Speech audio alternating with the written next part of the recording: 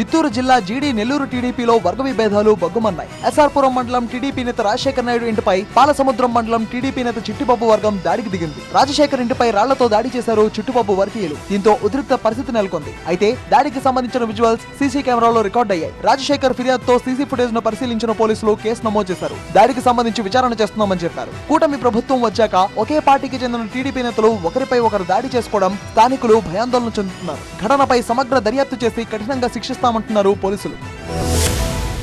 కాంగ్రెస్ నేత మైనంపల్లి సారథ్యంలో మేడ్చల్ జిల్లా కోంపల్లి మున్సిపల్ పరిధిలో అక్రమ కట్టడాలను కూల్చివేశారు మున్సిపల్ సిబ్బంది. తుమార్ చెరువు, దూలపల్లి, కోంపల్లిలో అక్రమంగా వెలిసిన కట్టడాలను పరిశీలించిన రెవెన్యూ అధికారులు, కాంగ్రెస్ నాయకులు చర్మాస్ రోడ్ ఇరువైపులో ఉన్న ఎఫ్టీఎల్ ల్యాండ్ కబ్జా చేసిన నిర్మాణాలను కలెక్టర్ ఆదేశాలతో తొలగించారు. గత ప్రభుత్వ హయాంలో ఎన్నిసార్లు ఫిర్యాదు చేసినా ఫలితం లేకపోగా ఆక్రమణల వల్ల డ్రైనేజీ వ్యవస్థ పూర్తిగా పాడైపోయిందన్నారు. చుట్టూ ఉన్న ఇంజనీరింగ్ కళాశాలల నుండి వస్తున్న మరుగునీరు ఆ చెరువులో కలుపుతున్నారని, వాటిపైన తగిన చర్యలు తీసుకోవాలని గ్రామస్తులు డిమాండ్ చేశారు.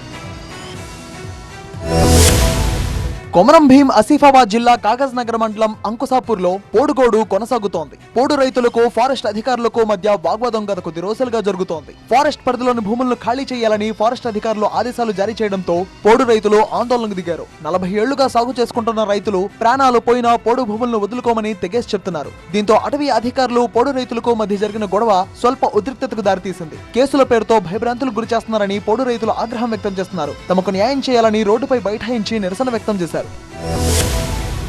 జనగామ జిల్లాలో ఇసుక అక్రమార్కులు రెచ్చిపోతున్నారు. చెన్నూరు రిజర్వాయర్ కట్టడాల పేరుతో పట్టపగలే జోరుగా ఇసుక దందా సాగిస్తున్నారు. వాగుపై పట్టపగలే భారీ యంత్రాలతో 100కు పైగా ట్రాక్టర్లలో అక్రమంగా ఇసుక తరలిస్తున్నారు. ఇసుక అక్రమ రవాణాకు రైతులు అడ్డుపడ్డారు. తమ భూములు పాడవుతాయంటూ ఇసుక తరలించే ట్రాక్టర్లను వారు అడ్డుకున్నారు. రైతులను చూసిన ఇసుక మాఫియా భారీ యంత్రాలను వదిలి వాగు నుండి పరుగులు పెట్టారు. మరోసారి దేవరుప్పల వాగుపై ఇసుక తరలించాలని చూస్తే యంత్రాలను తగలబెడతామంటూ రామోజీగూడెం రైతులు ఇసుక అక్రమార్కులకు వార్నింగ్ ఇచ్చారు. ఇప్పటికైనా అక్రమార్కులు ఆట కట్టించాలని కోరుతున్నారు రైతులు.